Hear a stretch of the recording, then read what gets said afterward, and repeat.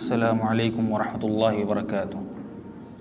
نحمده ونصلی علی رسول الکریم، اما بعد فاعوذ باللہ من الشیطان الرجیم، بسم اللہ الرحمن الرحیم۔ محترم عزیز اسلامی بھائیوں، تمام قسم کی تعریف اللہ رب العالمین کے لیے ہے، اور درود و سلام نازل ہو آخری نبی محمد عربی صلی اللہ علیہ وسلم پر۔ اللہم صلی علی محمد وعلی آل محمد کما صلیت علی ابراہیم وعلی آل ابراہیم انک حمید مجید۔ اللہم بارک علی محمد وعلی آل محمد کما بارکت علی ابراہیم وعلی آل ابراہیم انک حمید مجید۔ اسلام انسان کے لیے اس دنیا کی زندگی اور اس کے بعد آخرت کی زندگی کی سرخروئی کامیابی کا پیغام لے کر آیا ہے، اور یہی وہ دین ہے اسلام جس میں سرخروئی اور کامیابی، نجات اور سعادت ہے۔ ہر اعتبار سے انسان کی پیدائش سے لے کر اس کی موت تک کے تمام مسائل اللہ رب العالمین نے اپنے نبی کے ذریعے اس امت کے لوگوں کے سامنے بیان کر دیا۔ انسان کی موت حقیقی ہے، اور اس موت میں کسی کو کوئی شک نہیں ہے، یقینی ہے، کسی کو کوئی بھی ذرہ برابر بھی اس میں اختلاف نہیں۔ اور ایک مسلمان کے دوسرے مسلمان پر جو حقوق ہیں، جن کو مسلمان کا حق کہا جاتا ہے، وہ بہت سارے ہیں۔ چند حقوق ایسے ہیں جو خاص ہیں۔ حدیث میں اللہ کے نبی صلی اللہ علیہ وسلم نے فرمایا، صحیح بخاری کی روایت ہے کہ مسلمان کا دوسرے مسلمان پر 5 حق ہے۔ سلام کرے تو جواب دینا، بیمار ہو جائے تو عیادت کرنا اور اس کے جنازے میں شریک ہونا، اس کی دعوت کو قبول کرنا، جب چھینکے تو الحمدللہ کہنا۔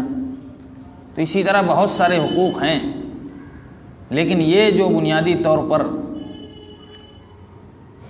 سب سے بڑی بات یہ ہے کہ ہر انسان کی موت یقینی ہے، اور موت کے بعد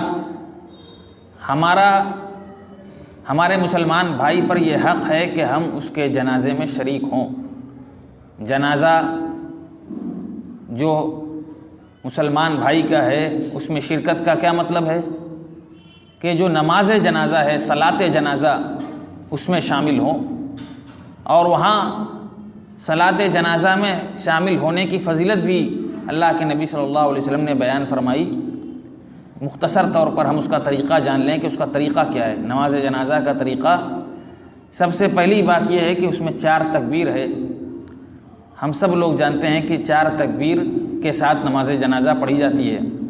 پہلی تکبیر اللہ اکبر، اللہ اکبر کہنے کے ساتھ رفع الیدین کر کے ہاتھ باندھا، اور رفع الیدین کہہ کر ہاتھ باندھنے کے بعد سورہ فاتحہ، اعوذ باللہ من الشیطان الرجیم، بسم اللہ الرحمن الرحیم پڑھنے کے بعد سورہ فاتحہ۔ سورہ فاتحہ ہر نماز کے لیے ضروری ہے، اس کے بغیر کوئی نماز نہیں، اور نماز جنازہ بھی اس کے بغیر نہیں۔ سورہ فاتحہ ضروری ہے کہ سب سے پہلے اعوذ باللہ من الشیطان الرجیم بسم اللہ الرحمن الرحیم پڑھنے کے بعد، پہلی تکبیر کے بعد سورہ فاتحہ پڑھیں۔ سورہ فاتحہ کے بعد کوئی مختصر سورہ، سب سے مختصر ہوگی انا اعطیناک الکوثر، قل هو اللہ احد، کوئی بھی سورہ پڑھ لیں۔ یہ پہلی تکبیر کے بعد کا عمل ہے۔ اللہ اکبر کہا، رفع الیدین کر کے ہاتھ باندھا، اعوذ باللہ من الشیطان الرجیم بسم اللہ الرحمن الرحیم، سورہ فاتحہ الحمدللہ رب العالمین آخر تک پڑھ کے کوئی سورہ مختصر سی چھوٹی سورہ پڑھ لیا۔ اس کے بعد دوسری تکبیر کہنے کے بعد عمل کیا ہے؟ دوسری تکبیر کہنے کے بعد درود پڑھیں گے، اللہم صلی علی محمد وعلی آل محمد کما صلیت علی ابراہیم وعلی آل ابراہیم انک حمید مجید۔ اللہم بارک علی محمد وعلی آل محمد کما بارکت علی ابراہیم وعلی آل ابراہیم انک حمید مجید۔ اب تیسری تکبیر کہنے کے بعد کیا عمل ہے تیسری تکبیر کہنے کے بعد نماز جنازہ کی دعا ہے اللہم اغفر لحینا ومیتنا وشاہدنا وغائبنا وصغیرنا وکبیرنا وذکرنا وانثانا اللہم من احییتہ منا فاحیہ علی الاسلام ومن توفیتہ منا فتوفہ علی الایمان اللہم لا تحرمنا اجرہ ولا تفتنا بعدہ۔ اور اگر کوئی بچہ ہے تو اس کے لیے پڑھیں گے دعا جو اللہ کے نبی صلی اللہ علیہ وسلم نے سکھلائی، یہ دعا پڑھیں گے، اس کے ساتھ وہ دعا بھی پڑھیں گے اللہم اجعلہ لنا سلفا وفرتا واجرا۔ چھوٹی سی دعا ہے، ایک سطر کی، ایک لائن کی، اللہم اجعلہ لنا سلفا وفرتا واجرا۔ تو یہ دعا جو جنازے کی دعا ہے اس کے ساتھ یہ دعا بھی پڑھیں گے۔ اس کے بعد چوتھی تکبیر ہے اور اس کے بعد سلام پھیرنا ہے، چوتھی مرتبہ اللہ اکبر کہنے کے بعد سلام پھیرنا ہے۔ تو 4 تکبیر کے ساتھ نماز جنازہ ہے، بڑی مختصر یہ نماز ہے۔ اس کا طریقہ یہ ہے کہ پہلی تکبیر کے بعد اللہ اکبر کہہ کے ہاتھ باندھ کر رفع الیدین کر کے سورہ فاتحہ کوئی مختصر سورہ پڑھیں گے، اس کے بعد دوسری تکبیر کے بعد درود اللہم صلی اللہم بارک، تیسری کے بعد نماز جنازہ کی دعا ہے، اور اگر کوئی بچہ ہے تو ایک چھوٹی دعا اس میں اور شامل کر لیں اللہم اجعلہ لنا سلفا وفرتا واجرا، اور چوتھی تکبیر کے بعد سلام پھیرنا ہے۔